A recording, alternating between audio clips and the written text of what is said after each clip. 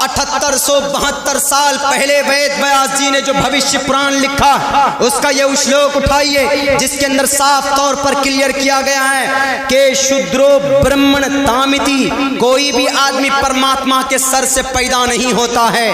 پیدا ہر انسان ایک سمان برابر پیدا ہوتا ہے ان دا ورلڈ، دنیا کے اندر. کوئی پیدائشی اعتبار سے بڑا نہیں ہوتا کہ یہ پیدائش ایشور اس کو بڑا بنا کر بھیج رہا ہے کہ یہی پی ایم بنے گا، یہی سی ایم بنے گا، یہی مکھیا میں ایم ایل اے اور ایم پی یہی بنے گا. نہیں، بلکہ کوئی بھی آدمی اپنے کرم سے، اپنے عمل سے بڑا ہوتا ہے، اپنے کام سے بڑا ہوتا ہے. ایگزامپل دیتا ہوں آپ کو اس منتر کا ادھارن.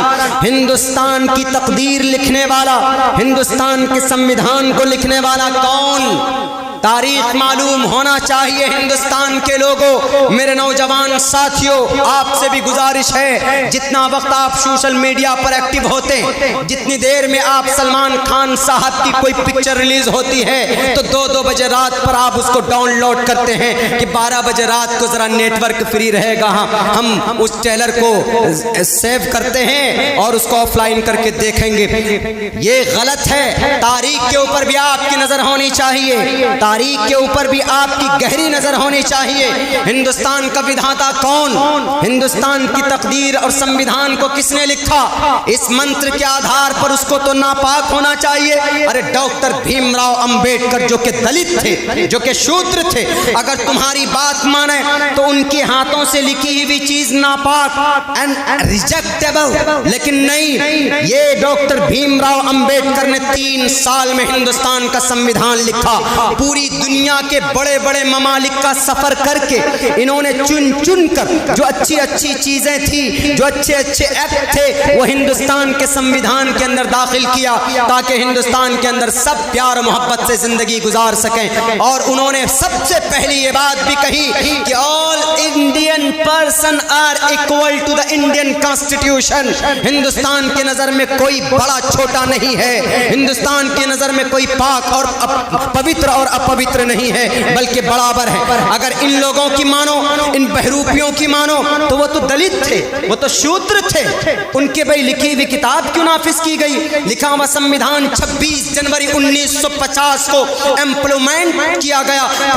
پورے ہندوستان کے اندر ہندوستان کا یہ قانون نافذ کیا گیا. ہم اسی دن کو 26 جنوری کے نام سے یاد کرتے ہیں، ریپبلک ڈے کے دن سے ہم اس کو یاد کرتے ہیں. 15 اگست 1947 میں ہمارا ملک آزاد ہوا تھا. 3 سال کے بعد یہ قانون لکھا گیا. لکھنے والا کون؟ صدر ڈاکٹر بھیم راؤ امبیڈکر. وہ ایک چمار تھے. آج ان گروؤں کی مانو، ان شرابی اور کبابی فاسق و فجار دجال کے بیٹوں کی مانو تو ڈاکٹر بھیم راؤ تو ناپاک تھے. لیکن نہیں، ایشور کے مطابق کہا گیا کہ اگر کوئی نچلے طبقے کا آدمی بھی ہو لیکن وہ اگر کام اچھا کرتا ہے تو اس کو بڑا درجہ برہمن سے بھی آگے بڑھ جاتا ہے. اور یہ ثابت کیا ڈاکٹر بھیم راؤ امبیڈکر نے. پوری دنیا کے اندر ادب سے نام لیا جاتا ہے. کیوں؟ کیونکہ آدمی بھلے ہی چھوٹے فیملی سے بلونگ کرتا تھا لیکن کام اتنا اچھا کر گیا. ہندوستان کے پوری اس تقریباً جتنے بھی لوگ ہیں ان کو ایک اتنا خوبصورت نظام دے کر کے گئے. پوری دنیا کے اندر ان کا ریسپیکٹ اور ان کی عزت کی جاتی ہے. اور آج کے ڈیٹ میں جو اپنے آپ کو کہتے ہیں کہ آئی am a Brahman, I am a god, I am a son of Brahman ji, ہم برہمن جی کے سر سے پیدا ہوئے. ہمارے ہندوستان کے ہندو بھائیوں، آپ برہمن خاندان میں پیدا ہوئے ہیں. میں دل کی گہرائی سے آپ کی رسپیکٹ، آپ کی عزت کرتا ہوں. لیکن اگر آپ نے یا کسی نے بھی، یا اگر مسلمانوں میں بھی اگر کوئی سید ہے یا کوئی چودھری ہے تو اپنی چودراہٹ کو کسی کے اوپر ظلم کرنے کے لیے استعمال کرنے کے اللہ نے نہیں دیا. اگر آپ برہمن ہیں تو اچھی بات ہے، لیکن اگر اس برہمن کو آپ نے گائے کے نام پر لوگوں کو مارنے کے لیے اگر استعمال کیا، اگر آپ نے اپنے اس عہدے کا استعمال مندر مسجد کے نام پر لڑانے کے لیے کیا، اگر آپ نے اپنے اس عہدے کا استعمال کہیں ابھی گڑگاؤں کے اندر ابھی ایک گھرانے کو 10 لوگوں کی ایسی بے رحمی کے ساتھ پٹائی کی گئی، جب پیٹنے کے لیے وہ بے لگام گھوڑے آئے تھے، اپنے آپ کو کہہ رہے تھے کہ میں برہمن ब्राह्मण हो, आपको ईश्वर ने ब्राह्मण बनाया ना मासूम निहत्थे लाचार लोगों के ऊपर अत्याचार करने के लिए नहीं। कहाँ यह हमारा हिंदुस्तान जा रहा? अल्लाह के नबी अलैहिस्सलाम ने इसी भेदभाव को मिटाया। इस्लाम इसीलिए क़यामत तक रहेगा कि अगर 1450 साल बाद भी अगर कोई रावण का बेटा भी अगर धर्म के नाम पर बांटने की कोशिश करे या अगर ब्राह्मण और शूद्र के नाम पर किसी को पवित्र अपवित्र कहने का प्रचार करे, तो मोहम्मद रसूलुल्लाह ने कहा था, इस्लाम ने कहा था कि अल्लाह की नज़र में कोई जात की अहमियत नहीं है, बिरादरी की अहमियत नहीं है, बल्कि वहाँ पर कर्म को देखा जाता है, वहाँ पर अमल को देखा जाता है। अगर कोई धर्म के नाम पर, बिरादरी के नाम पर अगर कोई कामयाब होता तो अबू लहब कामयाब होता, अबू जहल कामयाब होता, लेकिन इनकी तबाही पर पूरी की पूरी सूरत अल्लाह तबारक व तआला ने नाजिल कर दी।